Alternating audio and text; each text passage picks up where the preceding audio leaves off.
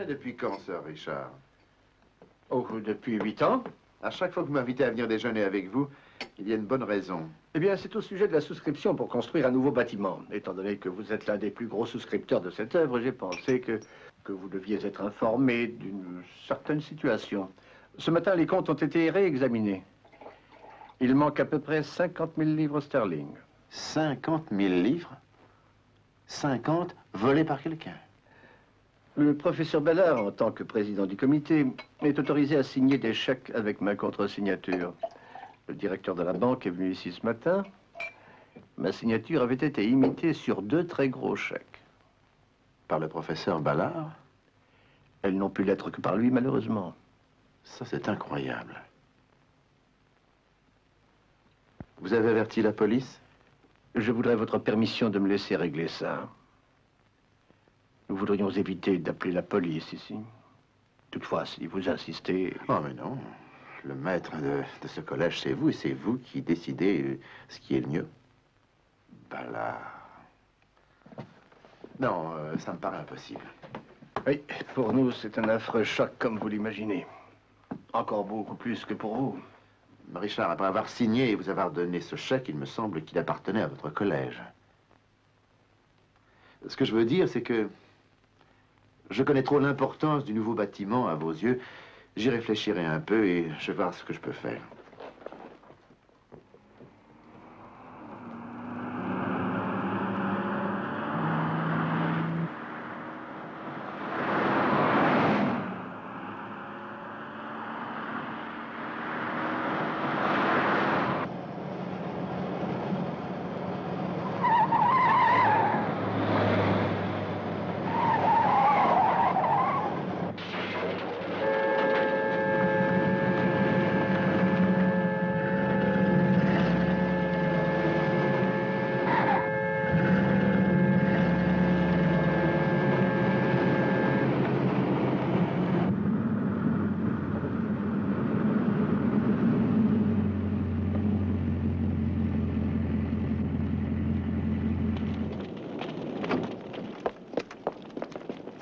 N'y allez pas. Mais il y a un homme à l'intérieur.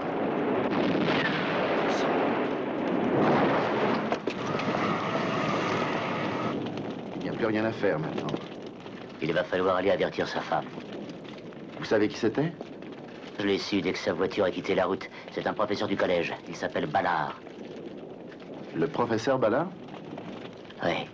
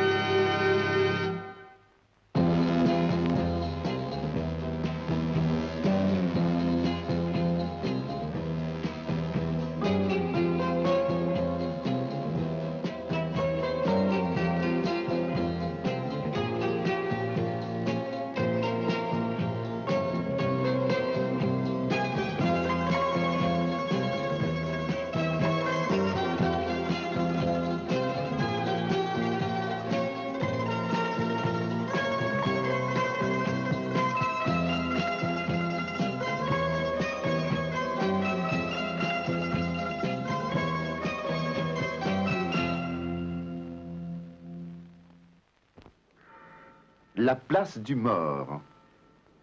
Scénario, Donald James. Réalisation, Cyril Frankel.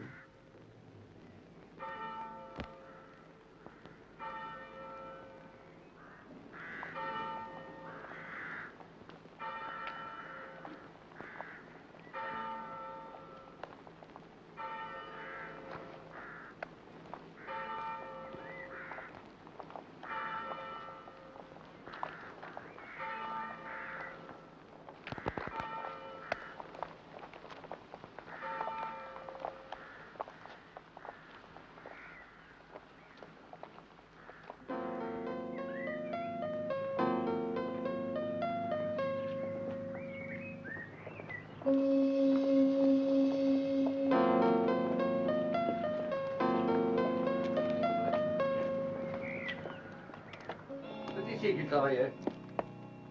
C'était un brillant anthropologue. bien qu'un peu trop erratique. Erratique, comment ça? Eh bien, par exemple, il a imaginé une nouvelle théorie sur la migration d'anciens peuples partis d'Amérique jusqu'en Russie et puis en Europe. Ah oui, et travaille là-dessus depuis des années. Oui, malheureusement pour lui, aucune preuve n'appuyait à sa théorie. Mais scientifiquement, quelle sorte de preuve lui fallait-il? Ce genre de choses, un squelette ou un crâne, ou en tout cas quelques ossements. Mais surtout, trouver exactement à la bonne place. Alors ça veut dire qu'il ne réussira jamais à prouver sa théorie. Ouais. Et d'après l'opinion des plus éminents anthropologues, elle paraît très improbable. Non, ce n'est pas vrai. C'est faux. Il n'y a rien d'improbable à propos de cette théorie, Monsieur Bradley. Il a fait une brillante déduction en utilisant des faits. Je suis vraiment désolé, mais si j'en crois les spécialistes, elle comporte quand même quelques trous. Mais si on traite d'événements qui remontent à 50 000 ans, les trous deviennent inévitables. Mais notre vieille société académique est apparemment hostile à une aussi simple évidence. Vous permettez que je prenne les affaires personnelles de mon mari? Bien entendu, Madame Ballard. Merci. Au revoir, Monsieur Bradley. Madame Ballard était aussi anthropologue avant son mariage. Et plus tard, bien sûr, elle s'est passionnée pour les travaux de son mari. Qu'y a-t-il? Vous avez retrouvé la somme qui manquait? Non, non, pas pour l'instant. Et vous n'avez pas averti la police? Non. Vous connaissez bien notre position. Oui, je la connais.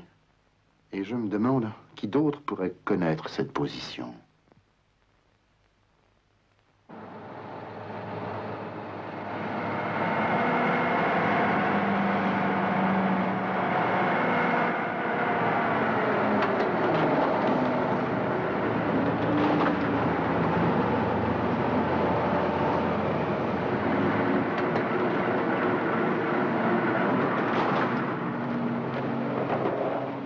Vous êtes Monsieur Bradley, c'est ça, hein?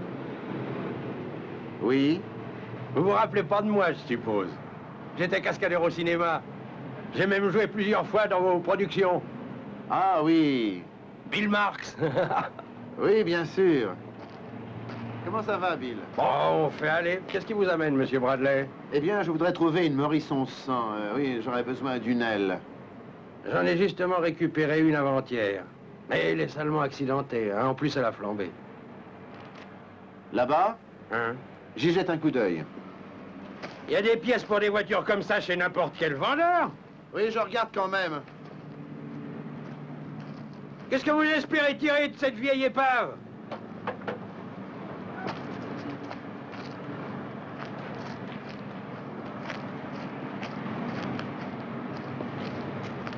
Je prends toute la carcasse. Elle n'est pas à vendre. Elle est destinée à la ferraille. Alors, dans ce cas, vendez-la moi et je paierai ce que vous voulez. Non, je peux pas, Monsieur Bradley. Marx, je veux l'acheter. Désolé, elle n'est pas à vendre. Alors, si vous ne voulez pas, dites-moi pourquoi vous tenez tant à la garder. Je veux pas et c'est tout. C'est le droit de refuser, non? Alors, vous le direz à la police.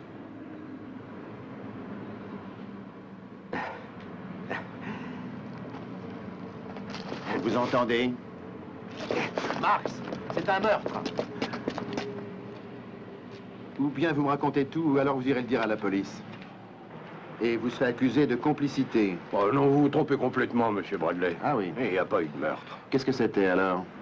Un matin, on m'a téléphoné, on m'a offert ce travail. Ouais, simuler un grave accident. Alors j'ai répondu que j'avais arrêté depuis des années. Mais vous êtes très fort, ça je m'en souviens. Un peu lourd maintenant. Oui, peut-être. Le prix vous a convaincu. C'est ça, oui. Il m'a demandé de m'arranger pour que ça brûle. Il voulait disparaître et fuir sa femme. Voilà. Attendez, c'est pas tout. Vous oubliez les débris humains. Non, il n'y avait personne. Écoutez, c'est la première fois que je monte en voiture avec un squelette installé à la place du mort. Oui, j'imagine. Merci, Bill. Merci. Un de ces jours.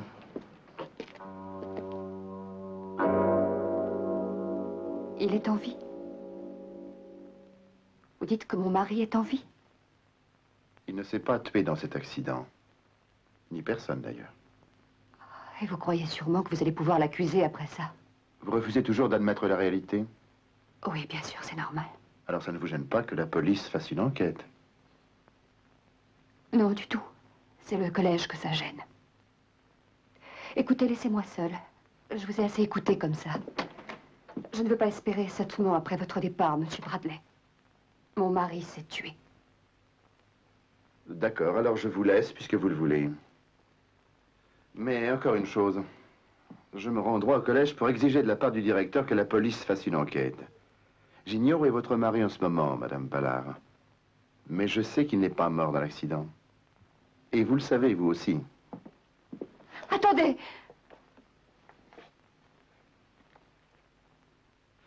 En réalité, j'aimerais découvrir ce que vous essayez de dissimuler. Et pourquoi? Et aussi vous apporter un appui. Vous voyez, je ne suis pas un ogre. S'il vous faut de l'aide, vous avez la mienne. Entendu, Monsieur Bradley. C'est exact, mon mari ne s'est pas tué. J'aime mieux ça. Il a téléphoné à la maison, une demi-heure après cet accident. Qu'est-ce qu'il vous a dit? D'être patiente. C'est tout? Oui, c'est tout. La manière dont sa nouvelle théorie est partout ridiculisée, l'a bouleversée, traumatisée un peu même. Et je savais qu'il avait un plan, j'en ignorais les détails. Ce qui est certain, c'est qu'il est désespéré. Alors, vous préférez qu'on ne dise rien à la police? Oui. En tout cas, jusqu'à ce que j'ai pu lui parler. Vous êtes exigeante.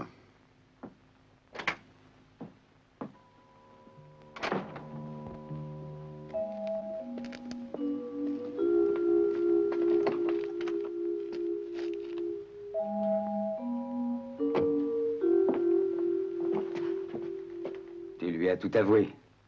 J'ai entendu. Oh. Écoute, chérie, j'étais obligée, ou bien il aura averti la police. Traumatisé, tu lui as dit. C'est vraiment ce que tu penses? Non. Mais non, tu sais bien que non. J'ai fait ça pour te faire gagner un peu de temps. C'est tout.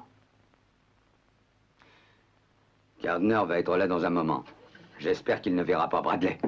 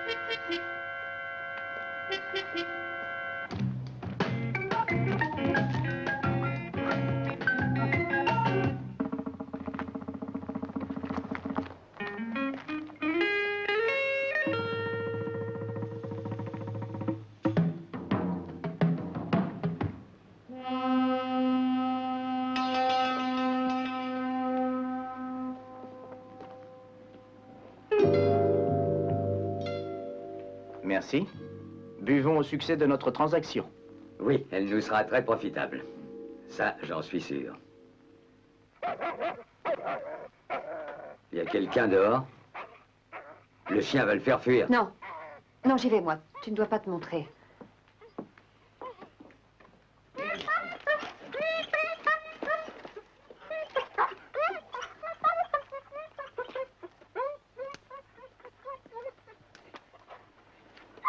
Sortez de là!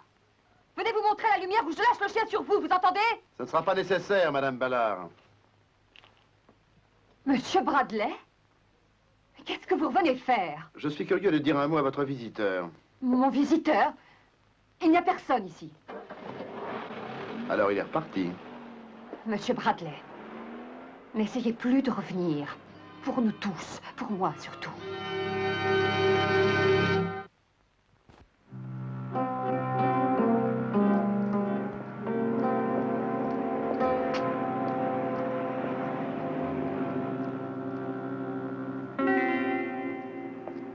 Il m'a fallu un travail fou pour retrouver cette voiture.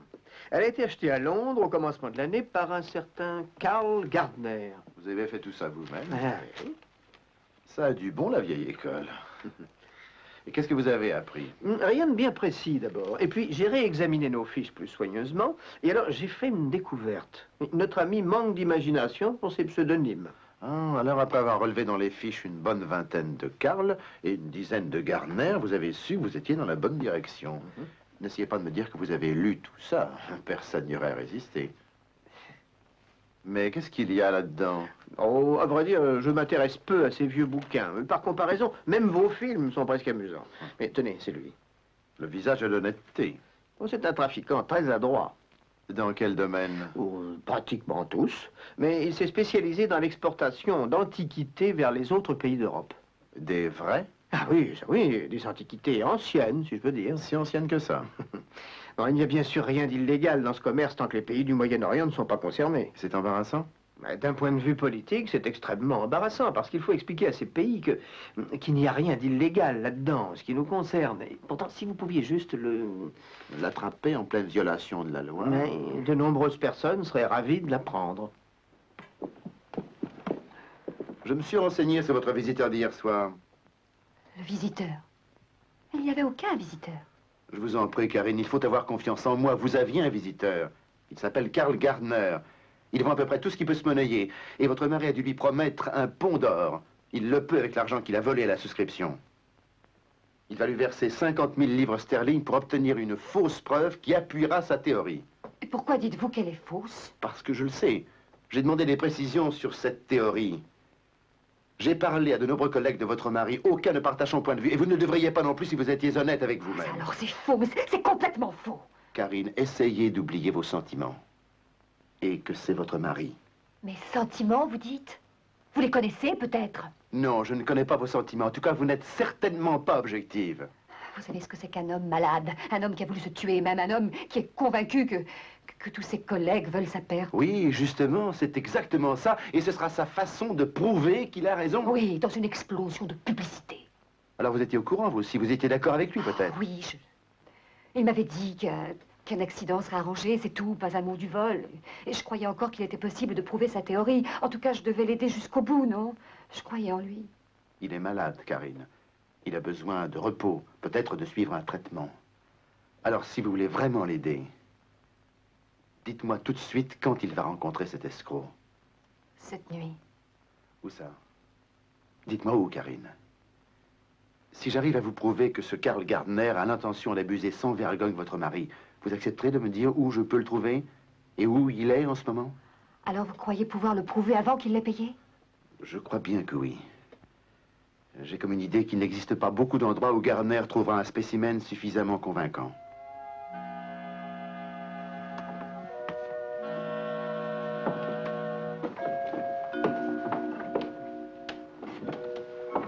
C'est celui-là.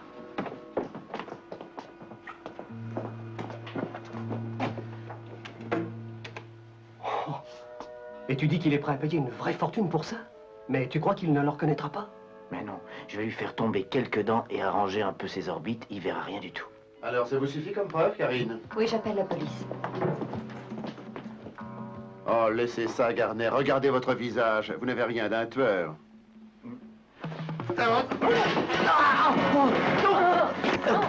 Vous avez vu ma figure, monsieur Bradley. Oui, et je crois que j'aurais du mal à l'oublier. En tout cas, je vous abattrai si vous essayez de bouger un doigt. Vous ne me croyez pas?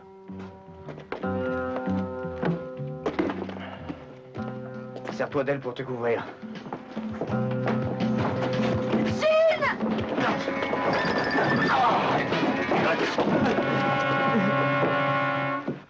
Il aurait pu vous faire mal.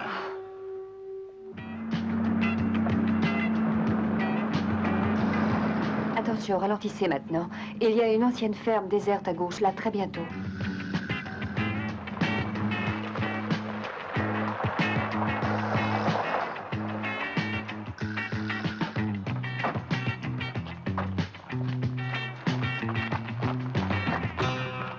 C'est un parfait spécimen de la période qui m'intéresse. Magnifique. Il leur fera avaler leurs paroles. C'est ce que j'avais promis. Mieux encore. Bien, alors ne restons pas ici. Payé. Ouais, oui, bien sûr. Mais je tiens à savoir d'où il vient. De quel endroit. Et de Russie, je vous l'ai dit. Oui, mais d'où en Russie? On me demandera des précisions sur l'emplacement. D'Arkhangelsk. Non, non, pas d'Arkhangelsk. Non, la pression des glaces broie les crânes, pas d'Arkhangelsk. Non, non, alors c'est de Kiev. Ou des environs. Je veux le savoir exactement, Gardner, ou je refuse de payer. Écoutez, vous avez le crâne, alors maintenant vous allez le payer. Il vient de Kiev, je vous Non, l'ai déjà attendez, dit. allez demander un certificat de localisation à celui qui vous l'a vendu, vous entendez? Ah, ça suffit. Non, rendez-moi ça, rendez-moi l'argent. Gardner!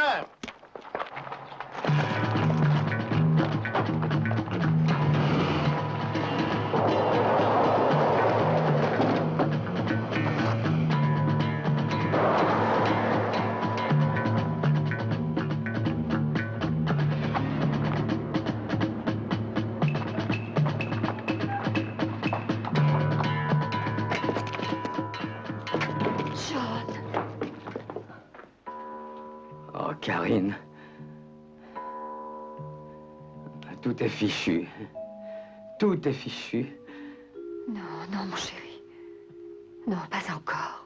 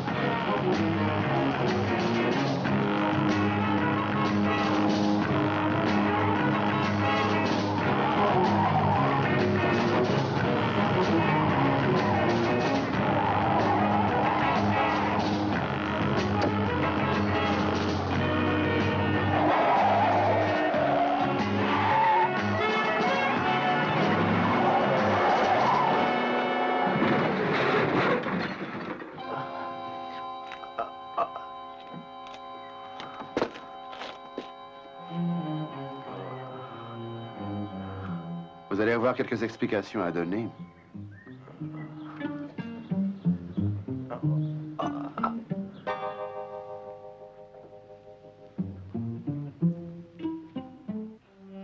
Il vient de mon propre laboratoire, Monsieur Bradley. De mon propre laboratoire. Oui, professeur. Il accepte de se faire soigner. Et plus tard, quand il ira mieux, nous repartirons à zéro. Je l'espère bien.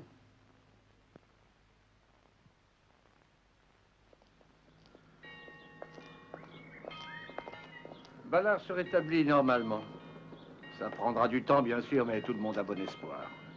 Oui, et finalement, ça s'arrange pour lui. Nous vous devons beaucoup, cette fois encore. Je crois devoir vous avertir que nous avons l'intention de vous appeler à siéger au Conseil d'honneur. Si ça veut dire que j'aurai une de ces tenues, je pense que j'accepterai. J'ai toujours rêvé d'en porter. Vous pourriez le regretter. Quand il fait chaud, c'est dur à supporter. Je ne mettrai que la toque.